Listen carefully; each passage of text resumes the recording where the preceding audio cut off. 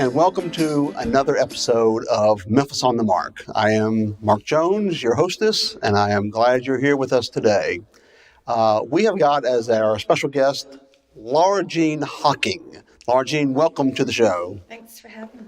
Man, we're really excited you're here. I've known you, almost, I think we met maybe in 2006 at the Indie Memphis Film Festival. Mm-hmm. I had a film, Fraternity Massacre at Hell Island. It's a great movie. It's a fun B horror schlocky gay film. And you had a movie, you and Chris had Eat. Yes. A very, very funny film and true film about the restaurant workers. Yes. How long did y'all work on that film? I guess we probably spent about 3 months writing it. Mm-hmm. We talked about it for a long time. Sure. And I was waiting tables at the time, and the way that we wrote it was I started keeping notes of stuff that happened at work. And Right. I'd come home with all these little scraps of paper. Yes. And then we went to Hot Springs one weekend and wrote a great deal of it. Mm-hmm. And then sort of worked on it from there. And then we filmed, I think we filmed it in like 12 days or something. Right. Like Well, that. it was a true indie film. Yeah. Oh, yeah. You had like, I'm sure you had like, okay, you can use this restaurant from 9 p.m. until 9 a.m. One of them was the restaurant I was working at. Oh, wow. It's like, okay, Yeah. I'm at work again. Yeah. I haven't been home in 2 days. And then go back to work. Right. So, yeah. Yeah. That sounds like fun. What? So we were both in Indie Memphis, and I remember that year, 2006, there were a ton of Memphis feature films that year. That it has probably been equaled now, but it was like. Rod Pitts was that year. Yes, and I want to say. And then the movie that won Best Feature. Oh, right. I can't remember what that guy's name was. Keenan. Yeah, something like that. Yeah. And then I think also. Did John Pickle have a movie in that year? Probably. And then also, I think that Larry, I can't remember what his name is, he had a movie called like Circuit Court or something. Do you remember this movie?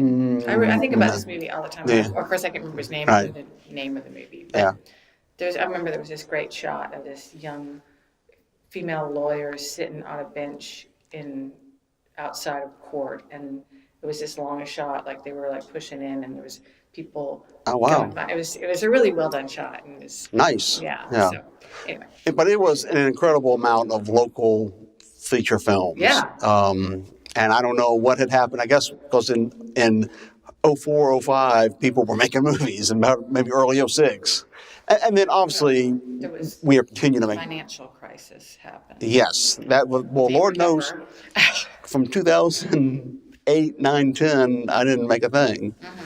All right, I had started the soap opera. We had finished that before the crisis, before the recession. Yeah. And then you're right, for 2 or 3 years, there was no money. Yeah, I didn't start another feature until 2009. So Right. It was like the tail end of that. But I did a bunch of short films in that. Did you? period. Sure. Just Yeah. keep going. Yeah. Keep going. Well, so you are an editor, and you are a director. You're a screenwriter. You're a candlestick maker. I mean, you do a lot. Yeah. In films. So what's it like? What is it like? I hate asking this question, but you were one of the first women filmmakers in Memphis.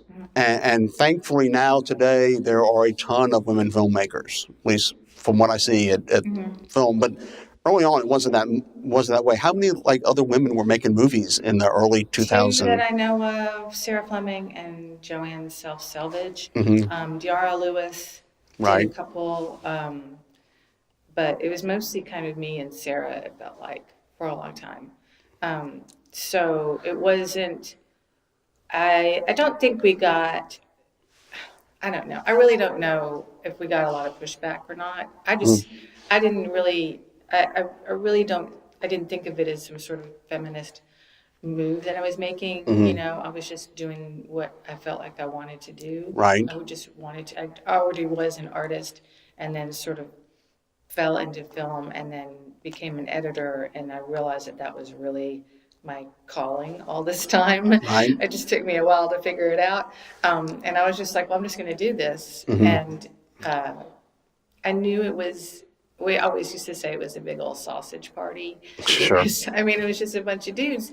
But I mean, I think it's like that everywhere.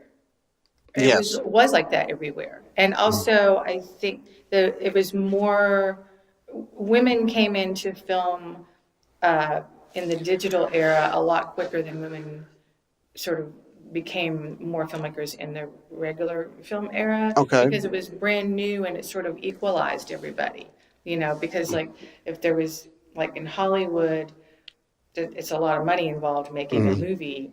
And so there's a lot of like places for people to say no to women. Yes. But when you can get a digital camera, like at that point you get a digital camera at Best Buy for $200 and shoot your movie. Everybody can go to Best Buy and get a camera. Right. So there were more women coming in, but still, I mean, percentage-wise, I mean, I guess 3 or 4 in how many male filmmakers there were in Memphis. That was actually a pretty good percentage. Yeah, well, it may be true. I mean, because obviously the our film community in Memphis has exploded. Yes. But in the early 2000s, there was not very many. There wasn't a whole lot. I mean, if you think about like in all of the history of the Oscars, there's only been one woman that's won Best Director.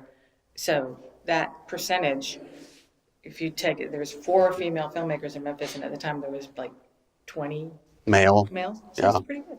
Yeah, so about a fourth. Yeah, like a 20th. 20% of the serious filmmakers in Memphis were women. Mm-hmm. So that actually is a good percentage, but thankfully it has grown, and the entire film community has grown, which is good. And Indie Memphis obviously has a lot to do with that. I would definitely not be the filmmaker I am today without Indie Memphis. I mean, I don't even know if I would be living here. Really? Yeah, because working in film is starting working in film is what made me stay in Memphis. Like, I really didn't have any kind of attachment to Memphis. I mean, I didn't grow up here or anything. So, I mean, could have just gone anywhere and done anything. I don't know what I would do. I don't know what I would have done if I didn't become a filmmaker. Right. Honestly, I would just be a waitress, a candlestick maker, candlestick maker. But having Indie Memphis has really helped me grow as an artist. Just the support of the festival, and also getting to show your films in front of an audience that's not all your friends. Yes. You get to get feedback from strangers. Right. Watching that first time you get to watch a movie in a theater full of people that is only X amount of people that you know, and there's all these people, and you can feel the room, you can feel them like squirm, or you hear them laugh, or whatever. You can gauge. That's such a huge growth experience. It is. You watch the audience as they watch the film. And also with Indie Memphis, it's nice to be able to show your film without having to rent out the theater. Yes. And pay for it, because I have done that. Yes. Many a times. Well, speaking of festivals, do you travel? What are some of the other festivals you like to go to? One of my favorite festivals that I like to, I love. And these are film festivals. Yeah. I've been to, I've been to Hot Springs Doc Festival, Detroit Festival, and I love Sidewalk in Birmingham. Yes. But one of my favorite festivals to go to is actually down in Jackson, Mississippi. It's called Crossroads. Okay. And I've been there several times. I've had a couple of things in it, but it's kind of, I don't know, it's really nice to go to a festival they've been around for a while, but it's small, and it's really the kind of Jackson, and I used to live in Jackson, so I know, that they can be kind of resistant to change or new stuff. There is an art scene there, definite art scene and everything, but it's kind of, Jackson has sort of gone by the wayside as far as it's coming up. They have a mayor now that's kind of changing things, but having this festival bringing in new films and different things for people to watch, it's really exciting to see, because Memphis is we're this metropolis, and people can see art all the time, right? But Jackson is not too artsy. Correct. I was very artsy when I lived there. And you were literally the only one. Yeah. So me and my sister. Like in a bigger city, it's like, oh yeah, of course there's a festival here. Yeah. Blah, blah, blah. First there's an art exhibit here or Yes. art It's something. kind of the same way with Oxford, Mississippi, how the festival takes over the town. Yes. Like the town really supports it because here's this thing and it's a small town and let's bring in some movies. So it's exciting to be there and have it be make an impact on the cities. Right. Well, Oxford really has expanded a lot. And one of their newer things in the last maybe 2 years, I know this year for sure, 2019, I think last year's, they pretty much have I'll call it a gay screen. I mean, let's say they have 5 screens that they're showing movies on. One of them is almost the entire weekend dedicated to LGBTQ shorts and features and documentaries. They have a programmer who is just for that. Yes. Yeah, that happened after Melanie Addington became the festival director. Because at the same year, or maybe the year after she became the director, is when they passed like a really harsh, like, right. I can't remember what the bill specifically was, but it was a pretty much anti-gay bill in Mississippi, and she was like, no way. And she said, I want some LGBTQ films, bring them on. Yes. And it was like something like for every movie that's submitted, I'll donate $1 to. So she had some sort of thing, and she was just watching the submissions come. Yeah. And I was like, all right. Because I showed Fraternity Massacre at Hell Island. There's a gay schlocky film in 2007, and there was that film and maybe a short film that were the only 2 gay films. And even as late as 2012 or 2013, when I showed Tennessee Queer down there were a few more LGBTQ films, more than 07. But really, like I said, in the last 2 or 3 years, it has just exploded. And for female filmmakers. And for female filmmakers, yes. Same thing. Yes. It used to be like I would go to festivals and they'd be like, are you here with your husband? And I'm like, well, I am here with my husband, but he's tagging along. The thing, yes. +1. Right. It's definitely a lot more inclusive because for a long time, the filmmakers, like going to Indie Memphis, it was like, no offense to guys with beards. It was just a bunch of dudes with beards and flannel shirts, and it was like, oh gosh, they're all here from Brooklyn, or whatever. And so it's definitely grown and evolved and everything. And I think that helps when people see that inclusiveness instead of it being, oh, that's a thing that these white guys from Brooklyn do. Sure. It can be something that anybody can do. And the more stories that are told, the more people will want to tell their stories. Well, that is very true. And the more people, and just to go back to Oxford for a second, the gay screenings this year, most of them sold out. And that also happens in Memphis and other festivals is that they've got a woman from the Sudan showing a film and it sells out. I mean, people are hungry for all types of movies and all types of stories to be told. Yes. And they want, people, it's sad, but in a way true, it's money talks. Well, they want to see movies they can't see on Netflix. Right. It's like you go to Netflix and you're like, okay. You go to Indie Memphis or whatever, and you go, oh my gosh. There's a whole world of men, women, black, white, Jew, Gentile, gay, straight, atheist, whatever, Absolutely. It is a great smorgasbord of good work. You are editing a film right now, a documentary for Mr. Bart Shannon. He was a previous guest on the show. How do you tell us a little bit about that as we wind down the interview? About the documentary? Well, about working on it. Are you excited? I mean, you literally can go home and David Letterman is on your screen. Yeah. And Steve Martin and Alice Cooper. It's pretty crazy. Yeah. That's one of those things like I want to go back and tell my past self, my little sad person with no friends in my room as a teenager, drawing and stuff like that. Like, one day you're going to be editing Steve Martin. Yes. and you can go, hey, all you people who are not my friends. Go to hell. Yeah. So it's pretty cool. It's really exciting. It's really great I'm excited to work with Bart. I've known Bart for uh, uh, Yeah. 15 years probably, whatever. Actually, you know what? I think I met him in 2001 at Indie Memphis because he had a movie when Indie Memphis was on Beale Street. Yes. Growing Up Stillborn was his That's first right. movie. And the first movie that I ever worked on was at Indie Memphis that year. Okay. And it was Beale Street. It was so bizarre. But I like being on Beale Street, but the venue, the screening venues were not good at all. They were a room above a bar. That's what ours was. It was above. Yeah, it was above a bar. It was like dry storage, and they hung like a screen. Yeah. And brought some chairs in. I mean, I like going out afterwards and, hey, we're on Beale Street having a good time. But, like, I guess they had New Daisy was a semi-legit theater. The New Daisy had screenings. And the Orpheum. The Old Daisy had screenings. Yes. And then the Orpheum had like the big movies. But there were a lot of rooms above bars or next to bars that were screening rooms. Just like, So that was it. It was just 1 year. Yeah. That was bizarre. But no, I've probably met him. I don't specifically. Anyway, and now I'm working with him. He shot a music video for me once in 2008. I think. Okay.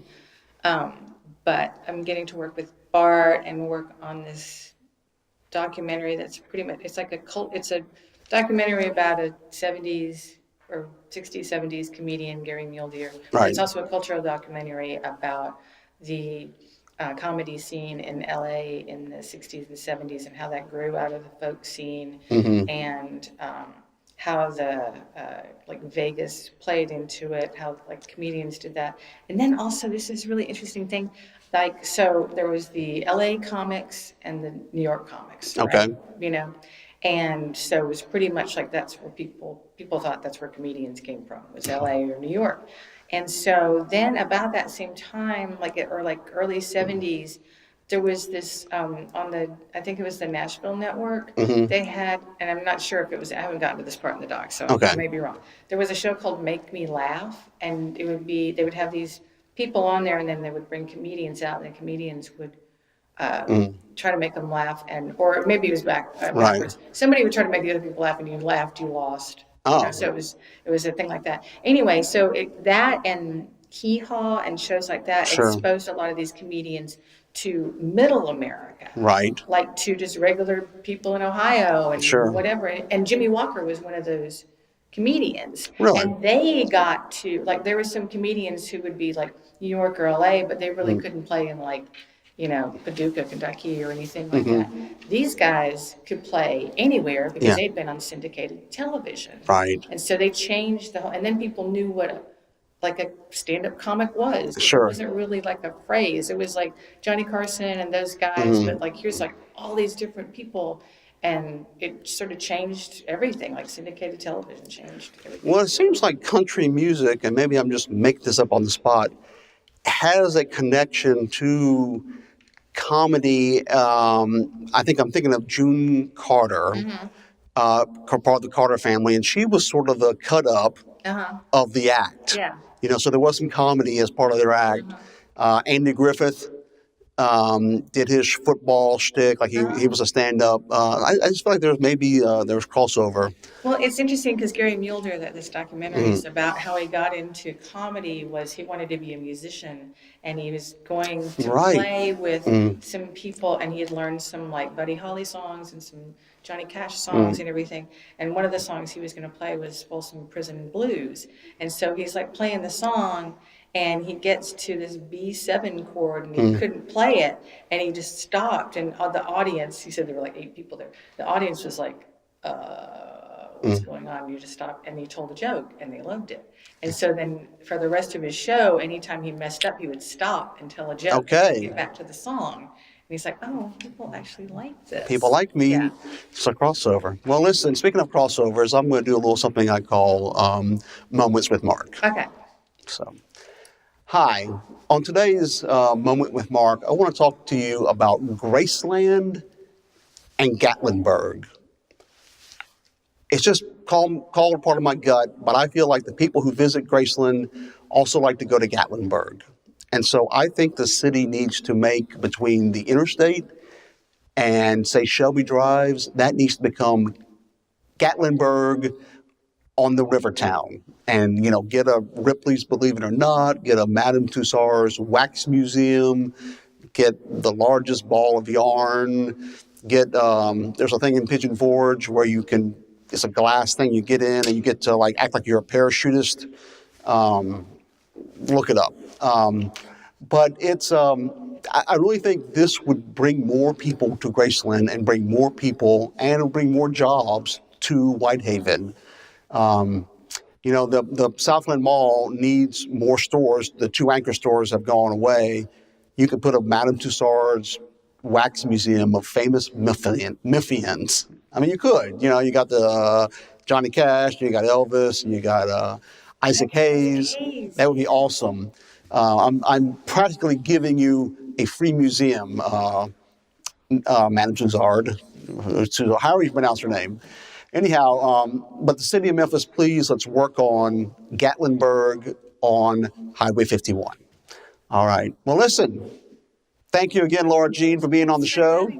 Yes, and I look forward to seeing more of your work. Look forward to making it. Okay, great.